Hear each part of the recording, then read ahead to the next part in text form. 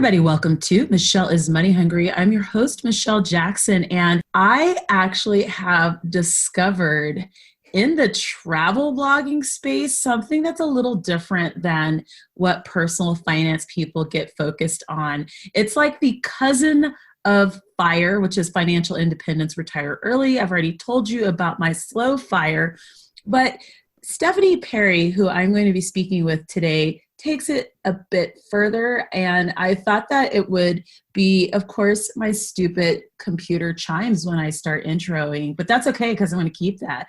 I thought that it would be fun to speak with Stephanie about her experience taking a year off. She has a specific phrase for it. Just from our adult lives, it's like an adult gap year, the importance of that for self-care, finances, for life.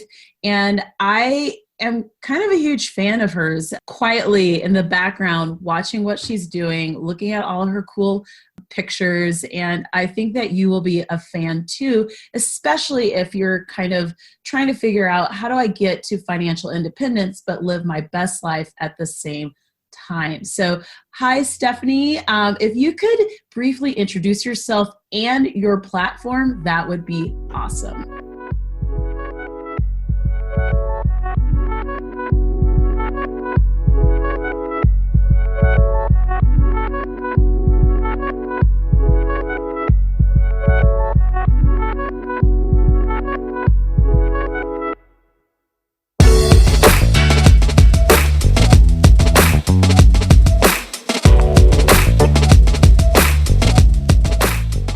Hi, Michelle. I'm so excited to talk to you today. I am Stephanie Perry from Vicarious.com, and Vicarious.com is my website. I also have a YouTube channel where you can find me just under Stephanie Perry. And I help women who are feeling like they need a career break. I help women who are ready to travel more and who don't want to wait until the traditional retirement age to do it. I help them take a career break and see the world on a budget. I would love to know how this even became a thing for you. Like what happened to make you, because obviously you were your own test subject, right? Absolutely. So could you share your personal experience with work and why you needed a break and just what happened?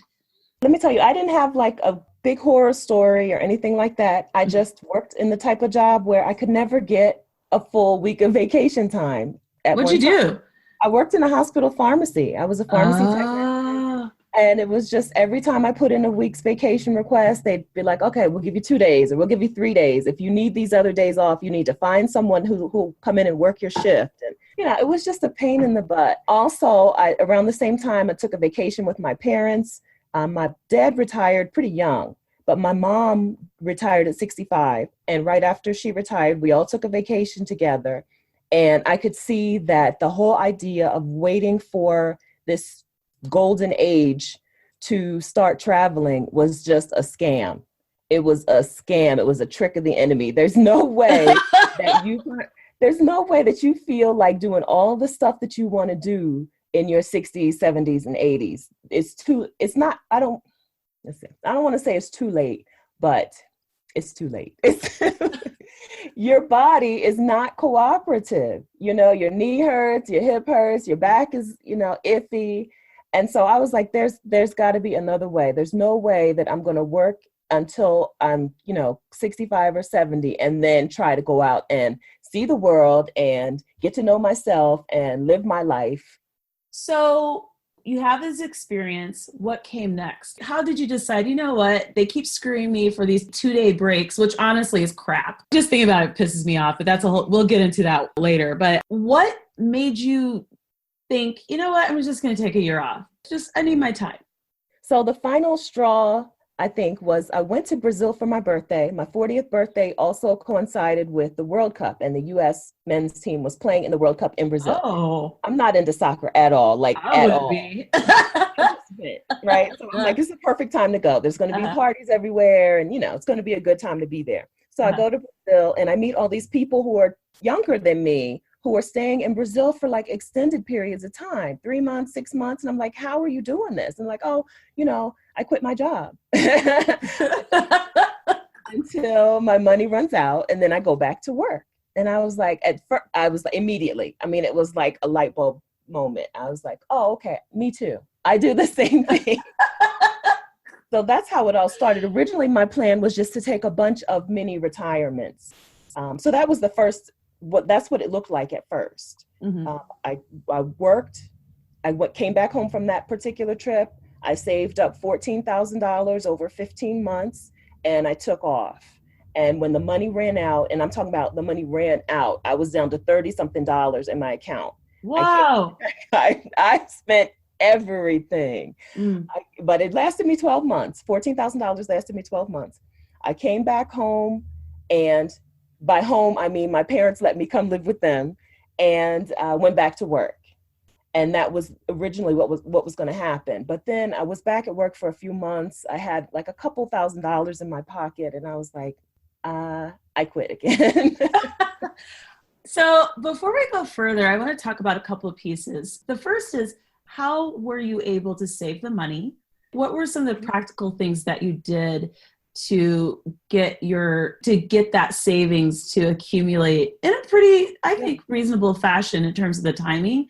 And then I want to talk about what your year looked like, and then that $30. Yeah. My savings plan was just like a sheet of paper and a whiteboard. And I just mapped out. I had decided that $40 a day was my budget for the entire year, because that's a super low budget travel figure, right? It's out there in the travel blogging world, $40 a day. And I knew I was going to really inexpensive places. So I knew I needed this $14,000. Half of it, more than $7,000, came from me just working overtime at my job. Yeah, so that was easy. I mean, that was pretty straightforward. I think $2,000 of it came from me cutting off DirecTV. This was back in 2015. Whoa, are you I know. It was that expensive? I was paying $95 a month, I think. Oh my God. I didn't realize what I was paying. You know how you sign up for $50 a month for the first however many months? Well, I had been in the house for 6 or 7 years, and I didn't realize how much I was paying on just cable, just to watch Law and Order and the Golden Girls. But that's on like regular TV, because I actually, okay, so again, money blogger, I have rabbit ears, and I just get it for free. Yeah. So no, but I love that you went back and you went through your different budget line items to see what could be let go. And food was another thing. Okay. Everybody, when people are telling you to save money, and they always say, stop eating out, cook your own food. That's advice that I would always roll my eyes at, because I'm like, ugh, I hate it, right? I hate cooking. I don't enjoy it. But I did it. And I think that paid for 2 months of travel. I think I got something along the lines of $2,400 savings just from cooking. Yeah. Because I was every day before work, I would go, we have Wawa. It's a convenience store, but wait, what's it called? It's called Wawa. I'm from Delaware. Wawa.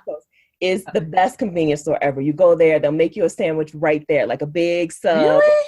Yes, I love it. They'll cook. We don't have that in Colorado. No, you don't. Like, that doesn't exist. I feel bad for people who don't have Wawa in their lives. You can go there and they will make you a hot chocolate chip cookie right in the oven. You know how God. The little oven that most people, like the Subway oven or whatever. Oh, yummy. Or they cook the sandwich through. They also put a hot chocolate chip cookie through for them. Oh. So I would go there and I would get breakfast, lunch, and dinner at Wawa on a work day. Whoa. Yeah. So I'm talking $15, $20 a day easily. So that was simple. Cut that down to probably $10 a day in food between breakfast, lunch, and dinner. Okay. So the 20 that paid for about 2 months of travel.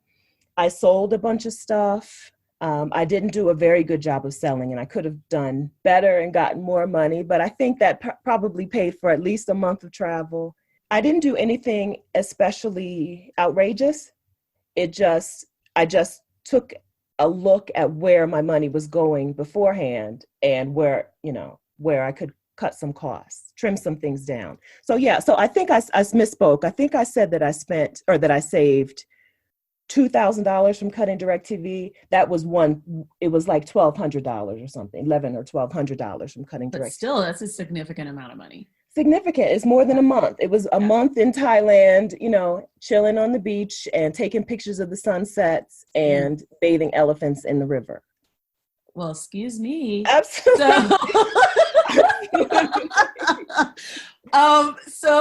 Dang. Okay, so I need you to walk through your planning of the trip. So you kind of figured out the money part.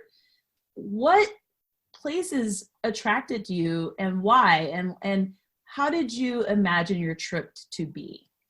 I felt like this was going to be the chance to do the once in a lifetime things. So I wanted to focus on Southeast Asia. Southeast Asia just really looks beautiful. I had the screensaver pictures on my computer at work, and, it just looks like another world, a place that I wanted to get to, and, a place that I wasn't going to be able to get to if they were only approving me for 3 or 4 days of vacation at a time. So I focused my trip mostly on that one region. Just by researching on a couple of different websites, I knew that my budget was good. Numbeo.com and nomadlist.com are two websites that I did a lot of poking around on. And you can they'll tell you what things cost, and you can kind of get a feel for how much money you're going to need from place to place. So I started just looking there. There were a lot of travel bloggers out there who were 21-year-olds. They had a lot of good information, but I was nervous about if it applied to me as well. But it turns out, in terms of budget travel, we all pretty much do it the same way. So I just did a lot of Googling until I felt comfortable enough to at least get there. I did a lot more pre-planning than I would probably recommend, because once I actually got into Southeast Asia, my plans pretty much changed. Yeah, because some things were more important to me than others after I got there. And I realized I could take it slow. I don't have to hit a city every other day. I have a whole year, and I don't have to feel like I have to see the entire world. I can just see Asia. So I just saw Southeast Asia and Australia, and it was much lower pace than I had originally planned out. But that also helped with the money. Australia is expensive because I spent a couple of months there, and I was at a friend's place for part of that. And I was like, I loved Australia, but it definitely is not a cheap place. Crazy expensive. Yeah. It's crazy expensive. That's where I learned how to do some other things that I learned. I learned how to work in exchange for free room and board through Workaway. It's a website that matches up people with volunteers. And it's also where I learned about house sitting, so that I didn't have to come out of pocket with that money. So you're a Gen Xer, which in my view is not old because I'm a Gen Xer. You're a Gen Xer traveling the world. I actually, you know what, before I even say this, I want to ask about what was the reaction like in your friend circle as you prepared to do this thing? Like, were you speaking it out loud to make it happen? Were you having conversations with friends?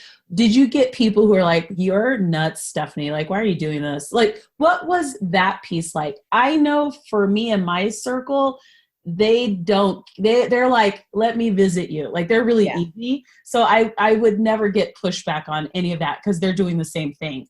Mm-hmm. I'm wondering, did you have that same experience where they were like, let's do this? Where can we meet? So what was the conversation like? I had mixed reactions. So I had either, that's amazing, I wish I had done that when I was younger, which was kind of a weird reaction because these were people who were my same age.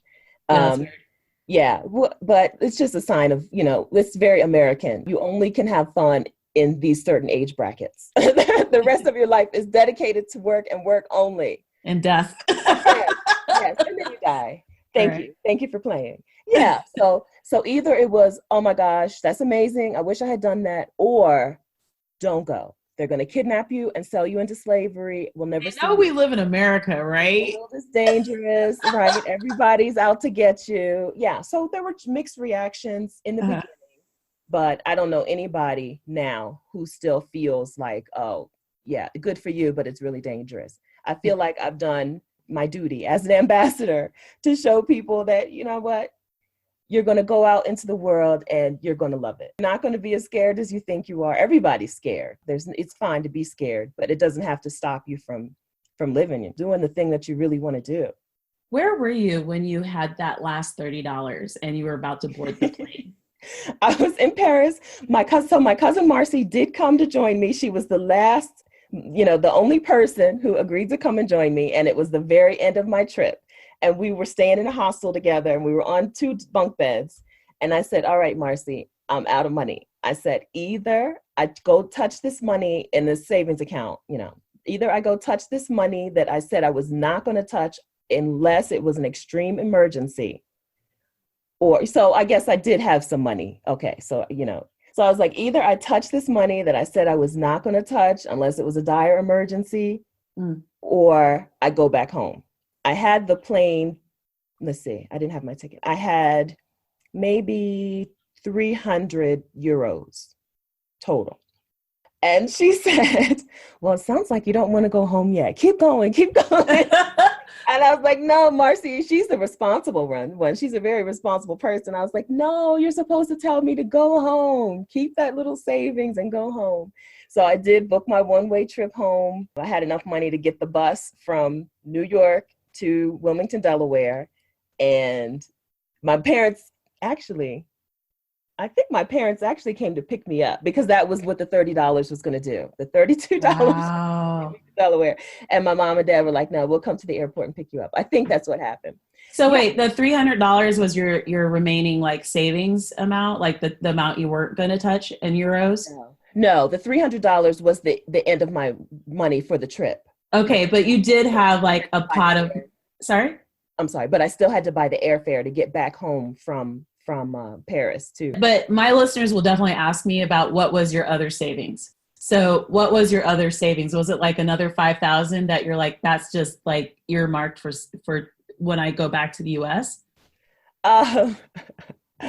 Well, that money was my retirement, my 403B, my hospital retirement account.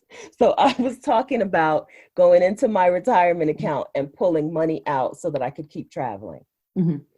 But I decided not to do it, even though Marcy did tell me to. So that was a totally separate account, money that I never am supposed to touch, money that I don't want to, that's not what this is for. Right. So so I did have that pot of money, but it was like totally, I just did not want to touch that money. Well, I mean, you put a lot of time and energy into accumulating that money. I am a lot of people in the personal finance space who have the resources to get on people for cashing out their retirements will have very strong opinions on people saying, this is the money that I accumulated and this is what I choose to do with it. I am very neutral because I understand that sometimes that's the most money you have to deal with the situation or the life that you're in now. Like it is you earn that money. You decide what you do with that money. It's your money. That's right. I'm glad that you didn't, but ultimately, like I didn't work for that money. So I feel like you felt a little shy about sharing that. But I will say, in my view, like I'm an empathetic person in terms of what people do with their money and their money decisions. Like I have no right to make you feel any kind of way about what you choose to do with your money because you worked for it, right? Yeah. So you get back, grown ass woman, your parents are like, what the hell is this? What did the next leap look like? Like when you decided to go again, how was that next journey different? And how did you prepare? Once I went back home, I knew there was a change. Like I knew I didn't want to stay back in Delaware where I was, and I didn't want to keep going to the job that I had.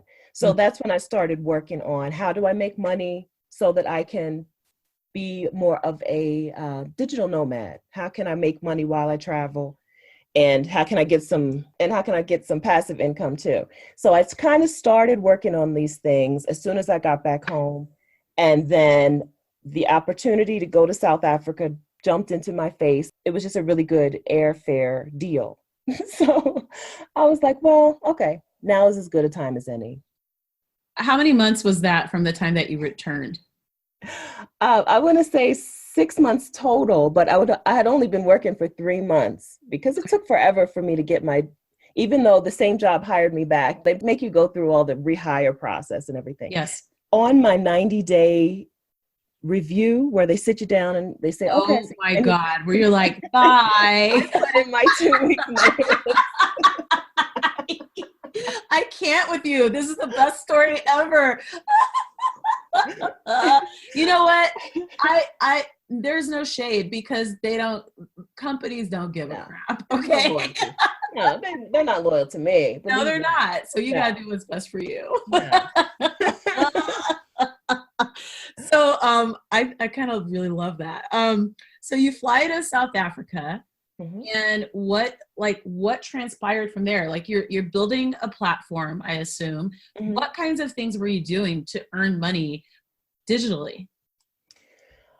I started freelance writing. So I majored in English in college and I'm a good writer, but I didn't have any experience actually writing, So I started my freelance writing business, and my first paying client was actually a friend of my mom's, somebody I've known since I was a kid.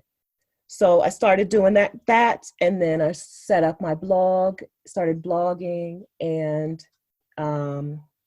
started doing some of there's like a whole list of things that people do while they travel to make money here and there, tutor in English online, mm-hmm. selling stock photography. So I did and still do a little bit of a lot of different things. What are the top 3 income earners in your view for your specific business? For me, total, freelance writing is number 1. Mm-hmm. Affiliate income from Amazon and so I'm a house sitter and I'm an affiliate for Trusted House Sitters, which is a house sitting service. Do they pay you out in cash or is it in kind? No, in cash. So they have a little refer a friend program that is in kind where you just get free months, but they also have a separate affiliate program through AWIN.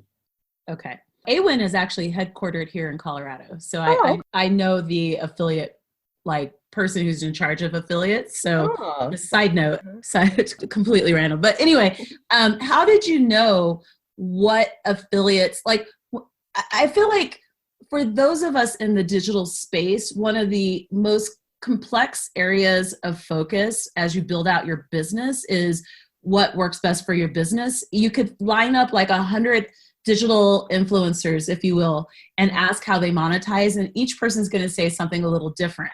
So would you be kind enough to walk us through what your process was and what worked and what didn't? How you figured out what was going to be the thing that worked for you?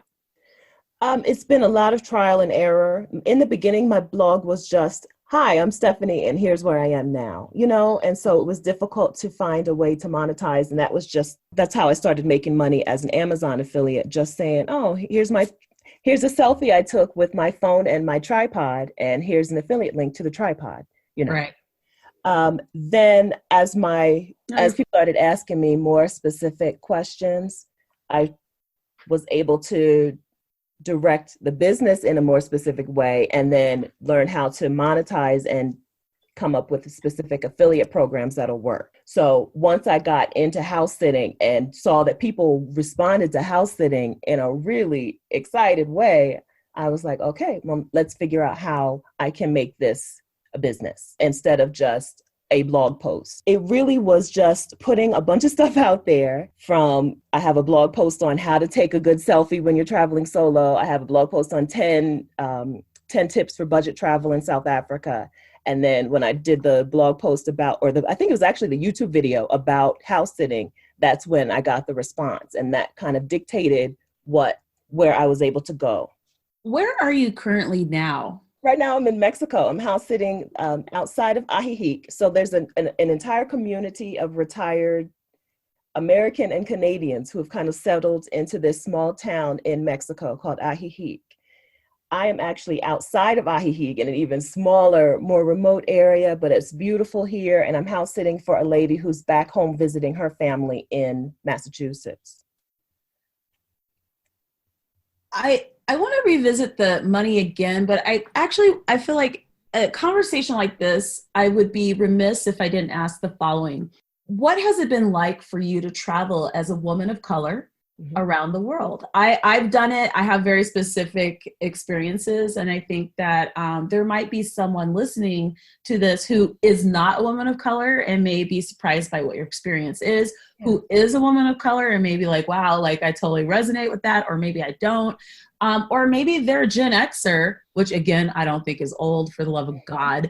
And they're thinking, you know what, I want to do something different. So could you kind of talk about what your experience has been like traveling around, creating this new career and being bold in a way that I think a lot of people are afraid to be?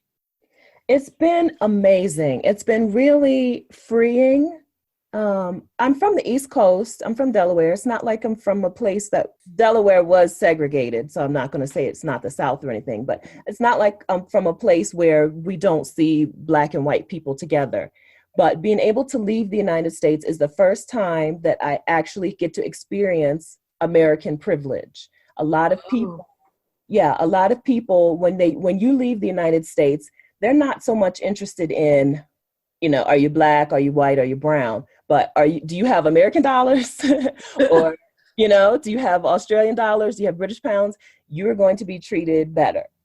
So it's a different type of experience. You get to see what the world is like from a totally different perspective. Also, there are people out there who just have tremendous reverence for Black women. I think that in the United States, Black women are the workhorse of the economy. You know, we have to make the money, raise the kids, go to school. It's all on our shoulders. A lot of the world does revere Black women in a way that, and I'm not talking about dating, because men are men all over the place. I'm just talking about walking. I am going to talk about that Tinder article. I'm just talking about walking the streets as a Black woman. There is a level of respect or reverence that we get that you just don't receive in the United States. It's freeing. I ran into Tiffany. I met a blogger named Tiffany from Tiffany Travels, and we went to Chiang Mai to a restaurant. We were walking down the street, and this Black guy pulled past us on a motorbike. And he was like, "What are you guys doing here?" He was so excited to see us. And we were like, you know, he lived in Chiang Mai. He taught English in a school, and then he sang and rapped in bars at night. So we were like, "How do you like it? You know, how do you like actually living here?" And he was like, "I feel so free." And he couldn't stop saying it. He said it like probably 20 times in the conversation. Wow. It's just a different feeling when you get to leave the United States. I'm not saying that these places don't have their own racial and cultural tensions, because they do. But we get to come in as a traveler and not have to, you know, not have to navigate those situations. But it is freeing to be able to walk away from some of the daily microaggressions that you face in the US and just not even have to see them in the rest of the world. I do want to talk about your Tinder post. Listeners, this is the best travel advice ever, but actually part of travel is dating. Like I cannot explain to you how many people I've dated abroad. Like it's so easy, actually. The Paris one, I used to live in Paris. So when I saw your comment about Paris, I died laughing. So if you could just share the post that I'm referring to and your travel tip that you learned as a result of dating abroad and using Tinder. I just think it's awesome. One of the best parts about moving slowly when you travel is that you get to spend more time in a place and you can kind of become the authority to other new travelers, right? So I was in Vietnam. I was in Hoi An, Vietnam for a whole month. And so, you know, when it's a place where a lot of travelers are coming and going, you know, every 3 or 4 days. So I'm an expert at this place. I know all the restaurants. I know which beaches are good. And somebody hit me up on Tinder to match with me on Tinder. And it turns out he just wanted a free tour guide. I took him to my favorite restaurant, which is really good food and, you know, at a low price. And I took him to the good beach because there are 2 beaches and one of them is really good. You know, I took him all around, you know, showed him how to rent a bike if you just want a daily bicycle rental and just ride around town. And he was from Germany. And I was like, wow, this is brilliant. So from then on, when I go someplace new, instead of being lonely or, you know, oh, I don't have anybody to show me around. I get on Tinder and I find somebody to be my Tinder tour guide. I call it the Tinder tour. And I get the 411 on any town, any city. I can't even. I love it so much. But are you finding that, but are you dating seriously? Like outside the Tinder tour guides, like have you been able to have like love connections with people out in the world? Like have you found dating to be a little easier or harder, depending on where you are, just as you navigate the world? I've not found it to be easier. I move around pretty quickly. This town I'm in, I'll be here for 4 months, I think. And last year I actually spent 6 months in this town. But for the most part, we're talking about 3 weeks here, a month there. So no, I have not found it easier to have like a real dating relationship with somebody. But but it is easier to actually meet new people when you're new someplace. As opposed to just meeting new people at home, where you go about the same routine. So meeting people is a lot easier when you travel, but I feel like developing a relationship with someone is a lot more difficult. So why do you think that is? In my, based on the way I do it, everybody's moving from place to place really quickly. Even because there's a digital nomad community, but for the most part, these are people who are staying in a place just until their tourist visa runs out. Okay. So you're talking, most places will give you 3 months and that's it. So if you meet somebody 3 weeks before their visa runs out, yeah. Oh, nice meeting you. Yeah. Maybe I'll see you in another country another day. So yeah, but actually meeting new people is much easier. My circle is a lot bigger than it would have been if I had just stayed home. But the relationships take more effort to navigate, because that time is fleeting, and that you're going to have to. Is this a person that you're going to be able to continue a relationship with, and not just a dating relationship, but just like a friendship? Is this a person you're going to be able to continue a relationship with when y'all are on separate sides of the world? Do you see yourself still living this lifestyle? I feel like you're pretty much committed to it. Are you looking to kind of continue to do this for the time to come? I feel like the answer is probably yes, but I would love to hear what your plan is. You know what, Michelle? I have like a 5-year alarm that goes off in my head and says, okay, enough of this, So that I left in 2015. Oh, wow. Okay. So maybe next year will be the year when I'll be like, okay, enough of this. I don't know. Right now I love it and I'm not quitting. I feel like a couple years from now, we're still going to be talking about this. I've met many people like yourself. And there's just once you hit the year 5, you're pretty committed. Like you would have decided like 2 or 3 years ago. I'm gonna be honest. Probably. You're probably right. I'm keeping my options open. I know you're trying to be nice, but I'm like, no, she's not coming back.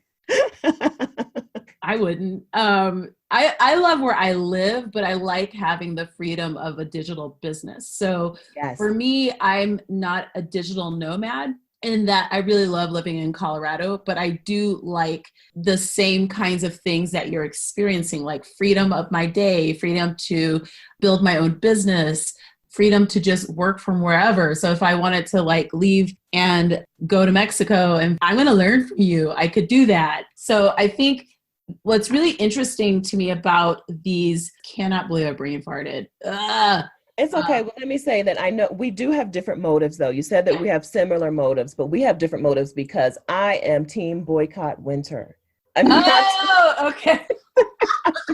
Okay, there you go. I'm all, let's go snowboarding. No, ma'am. They tell you as a kid, they say, you need winter, you need things to die out in winter so they can be reborn in the spring. But I want you to know that that's a lie, because I've been all over the place where they don't have winter. I love winter, actually. It's beautiful. Yeah, so we have totally different motives. Yeah. So that cracked me up, by the way. It's so funny because I really like the different seasons. So for me, I get weird if it's always warm. I'm like, this is weird. Mm. But Mhm. so you're working on your business and your brand and you're building this out. Mhm. Are you attending conferences and like how are you getting people to know who you are and what you do? Your Instagram feed is amazing, by the way. Oh, So thank I will be reading your post on how you take your pictures. you. But like, how are you getting people to know what you're doing so that you can, one, just generate income and that kind of thing? Like, how are you doing this? This is the year that I learned that content without collaboration is dead. You Mm, can't do it alone. So yes, so I put on my vision board to go to 6 live events, and I think I've hit 3, okay. maybe I might be 4. So yes, conferences and live events, and not just attending, but I actually spoke at my first live event. I Oh, spoke at wow. Capacity Fest in September in Memphis, which is a travel conference for travelers of color. So that was amazing. Yes. So the idea of just, go ahead and keep blogging and keep making YouTube videos and keep, Instagramming and people will discover you just is wrong. It's bad advice. You have to collaborate with people, whether it's in person or online. And so this has been, so 2019 was a good year for me to start, and 2020 is all about collaboration. How can we work together? Because we have similar missions. Anyone who is interested in what I do, we have a similar mission, right? Mhm. So you want people to be financially free, and you want people to have, you're working on different streams of income for people. You've got money on the mountain, I want people to be physically free. Quit your job, right? Basically. So right. So there are people out there. There are, I want to say hundreds, but thousands probably of people out there who have the same mission, the same end goal for our followers and listeners and readers and viewers. Mhm. And this is the time that collaboration is really going to make a big difference. So that's how it's happening. It's not just because I'm like putting out nice pictures, but it's because I'm reaching out to other people too. Do you find that in the travel space, it's difficult to collaborate? Like, do you think that people compete versus collaborate? What's your feeling on that? No, but I'm small potatoes in the grand scheme of things. I haven't even hit 3,000 Instagram followers yet. Neither have I. Yeah. So, I mean, I don't mean to call it small, but I mean, there are Instagrammers out there, travel bloggers and travel vloggers out there with hundreds of thousands and 1 million followers. So I haven't found it to be super competitive yet, but it might be because nobody cares about nobody's checking. But here's the thing. One thing I've really discovered is just by working the numbers, you really don't need 1 million people to make enough money to change your life, right? No, that's So right. I think that this is something that a lot of people, whether they are, especially in the online space, I don't want to talk about 9 to 5, but in the online space, people have to really understand that there is space for all of the people creating content. Mm-hmm. And that the amount of people connecting with your specific content, the amount of people that it takes to make you an income that makes a difference in your life, it's much smaller than you think. That's right. And I think that's the key that people, what was that? If you have an offer. Exactly. Uh-huh. If you're Exactly. just relying on Instagram posts to make income, then maybe you do need 100,000 followers. But if you have a course or a book or a conference or all of those things, as you know, you can make a living without being the person at the top of the apex. Right. And I think that maybe I happen to know a lot of people who've had that same mindset and have seen it work out in other people that they follow. And so, no, I haven't experienced a whole lot of competition. I've experienced people helping me. Probably twice a week, someone sends me something and it's like, you should apply to speak here, or Oh, wow. you should, So people have been really helpful. I think it's partially, I'm my mother's daughter, and I'm naturally like a little bit of a busybody. So if I if I see something that's going to interest you, I'm going to send it to you. Right. And so people feel more comfortable reciprocating. And it's been better than I would have expected. I had a whole stream of thought as you were talking because that was so good. And now I've just kind of brain farted because that's how things go with these interviews sometimes. I know. Well, tell me, are you having issues with competition? No, not at all. Okay. No. In fact, what I would say is I've had the complete opposite experience. Part of the reason why I ask about the travel space is since I'm positioned in the personal finance space, what we've done there is, I think, very unique in the sense that we understand that a rising tide lifts all ships, right? Yes. And so I am a part of a community called FinCon. It's where all the nerdy like money bloggers go to talk about how to market our content in that personal finance space. Mm-hmm. But one of the interesting things that's happened as that community has grown and as the profiles of different people in that space have grown, we've also like these smaller communities and events and programs and projects have kind of spun off. Mm-hmm. And it's been amazing to see. And we will share things like how much we make with certain companies as freelancers. Like there's a huge thread of transparency in terms of freelance writing earnings, how to make money with our courses, how to build funnels. Like I've been very fortunate to be in that space. I've attended events in the travel space, and the things that I've noticed is that it's weird to me that travel bloggers still don't understand how to monetize aggressively. Right. What they're doing. They're right. Really good at creating all this content and stuff. Like that piece they've got down, but they still have this like weird like lack mindset about where the money comes from. Like they're still bartering for everything. Right. And so I'm always a bit confused by this because I'm like, your platforms are so set to optimize what you do, but there still seems to be a lack of a conversation on how to monetize what you do. Mm-hmm. You know, so I find it like weird, to be honest. Like and it's been years of observing this. I have a website and podcast about Colorado that's kind of simmered in the background, which will not be simmering anymore, actually. And thank God, because I just found out that Lonely Planets ranked us in the top 10 places to visit in the world. Oh. So I'm like, there's content that has to be pushed out like that's ASAP. Right.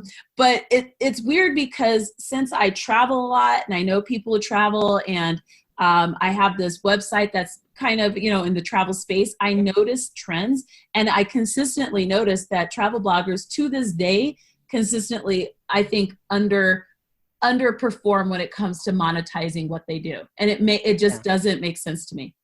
You're right about that. I think because this is the only space I've moved around in, I don't know what other people, well, I see what other people are doing, but I don't really compare the two. So I haven't really paid attention to that too much, but you're totally right about that. I think that I get to be a part of by being a Black woman travel blogger, I get to be part of some smaller subgroups and sub niches that are being more aggressive and being more progressive. So you're right. I totally see what you're saying. We travel blogging for the most part, they're like, okay, how many sponsored posts can I get? And how many Instagram sponsors can I get?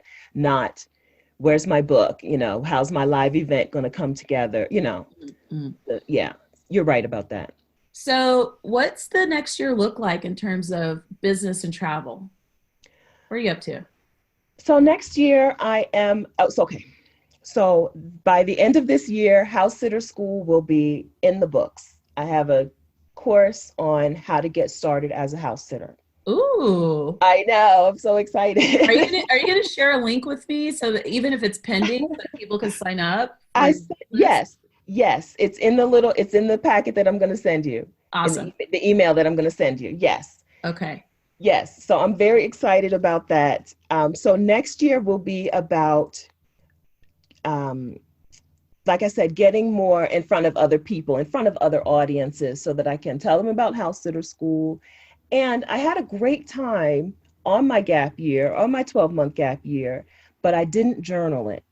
Mm. And so I'm going to take some time, follow your advice, write a book, which will be a memoir of that year, but it's going to take some more quiet, alone, reflective time Right. because I don't have any written content from that year, except for Instagram captions, which are surprisingly helpful. They are, because some days I just went in on Instagram and explained what I was feeling, what was happening, what was going on with me at that time. So that will help. But so that book will come out in 2020 as well. For those listeners who would like to connect with you, who'd like to purchase your course and just follow your amazing Instagram feed, by the way, how can we find you?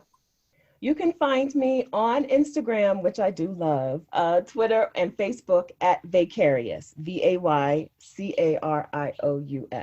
My YouTube channel is pretty new, but it's got very helpful content. If you're looking for just pretty travel pictures, Instagram is the way to go. But if you want to know about taking a year off to travel or taking some time to be a house sitter on your vacation days or, seriously, come to YouTube. That's where the party is. YouTube.com/Stephanie Perry.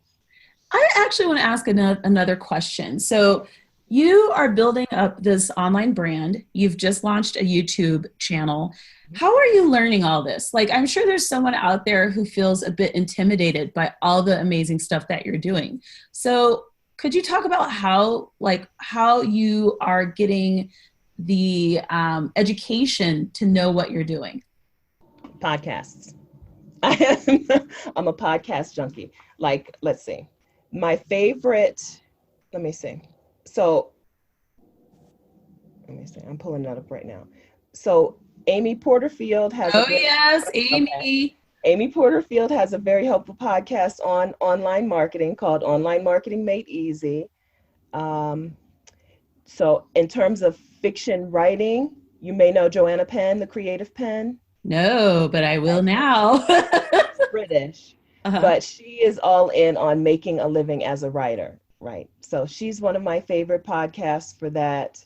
And then YouTube, on YouTube, Roberto Blake is my YouTube mentor who I don't know and who doesn't know me. But he's a pretty big deal, right? I think so. I didn't know he was. And is he that African-American guy? Because I feel like he was at our event last year that I was not at. So okay. Yes, he is. And he's a quiet guy, unassuming, but his content is his information on how to get your YouTube channel off the ground, how to get people to watch. His information is extremely helpful. So yeah, podcasts. I listen to podcasts. I listen to you. You told me write a book. You gave us 13 reasons to self-publish. Yes. All right, I'm listening. I'll do it. Yes, get that book done. And if you don't have the course, it's on sale this week. So. Okay. Perfect timing. $50 off. So definitely, because I'm going to shut that sale off on Wednesday of next week. So all right, perfect timing.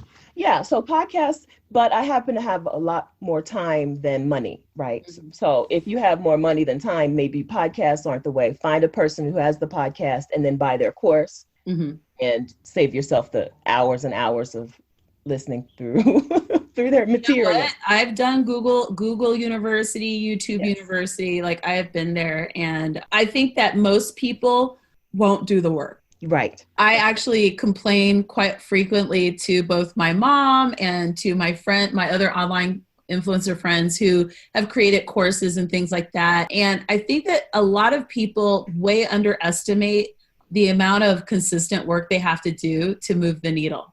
Yeah. They just really do. And I'm like, well, think about how hard you worked at your 9 to 5. It's the same thing. But it's just self-driven. So, and my last question, where are you traveling to next year? I don't know. So I am one of those people who likes to leave everything wide open. Ooh. Even though I just told you about how I planned a gap year and I knew exactly what countries I was going to hit and all that. I really prefer to just keep it wide open. I'd like to get to Ireland and or Scotland and do a nice trip there. I was supposed to go there this summer. Maybe next year. Maybe we'll do it together since we're friends now. I know we are. We're besties. And actually, it is on my list. Well, we'll talk about that after the show. So so I'd like to do some road tripping, Ireland or Scotland or both. And then I'd also like to road trip here in the U.S. to hit up some national parks. I've never been to Yosemite or Yellowstone. Yellowstone is one of the most beautiful places I've ever seen in life. It looks like it. It's so magical. Oh, it looks like it. Now, last year I house sat in the Bay Area. Ooh. And people were like, "Oh, you can get there. You can get there. You can, They're insane. No, I don't deal. But it was wintertime. It was mild in the Bay Area. But there's no way I'm going to Yosemite in the wintertime. No, that's a summer trip for you. For me, it is. And even then, it might be chilly, to be perfectly honest. So, yeah. I'd be okay with that, but not snowy. No. Yeah, so the answer is I don't know. It's all up in the air. I'd really like to hit up those places, but like I said, I'm a flight deal follower. So if something pops up, I'll go, even if it's a place I don't want to fly to, even if I don't want to visit. I got a ticket to Serbia one time for $200 round trip. I went to Serbia. I was like, you know what? I used to date a Bosnian guy, and so I have some feelings about Serbia, but that's a whole nother politically incorrect conversation. So we'll just let that one go. We're so letting that one go. But anyway, thank you so much for being on the show. I feel like you shared so many helpful hints and ideas. And this is the last thing I need to ask you, actually. Okay. For someone who's doing their adult gap year and they're looking to they just want to do a gap year, and then they're looking to come back home and get back into the job space, like they're perfectly happy, they're going to do a 9 to 5 or whatever. Do you have a tool or resource that you provide to help people with re-entering their old space? I have nothing. That's a great question, but I don't have anything, and I don't even have a good resource for it to send people to. I feel like that's a resource you need to think about. Yeah, I'm writing it down. Because you've done it before, but I think that was actually on my mind a little bit before we got on here. I was like, for some people, like people like you and me, we're out. Like I quit in 2015. I'm not ever going back. I'm done. I'm not ever going back. Mm-hmm. And so like to 9 to 5 life, I'm just never going to do it. Yes. But there are other people where they need that consistency and that continuity and that security. And for them, I think part of taking this leap is, once I leap and I've saved my money and I've had this year, what do I need to do so that I can smoothly re-enter? What do I need to anticipate in terms of like amount of time for applying for jobs? And like, I remember my last job, it took 4 months to get hired on. Mm-hmm. It was a 4-month hiring process. So I feel like that's another book for you. That's incredible. Yeah, that's something that I hadn't thought about, but you're exactly right, because it is a question that people ask me, and I just say, I don't know. You need to write down those questions they're asking you, because those are books. Yes, you're right. Yeah, and that's how I came out with the idea of house sitter school to begin with, because people just kept asking me, and I was like, oh, okay, well, let's make a thing. All right. Well, with that being said, thank you, Stephanie, and I cannot wait to see all your pictures, and just thank you so much for inspiring me and others and the listeners on the show. You're welcome, Michelle. Thank you. This was amazing.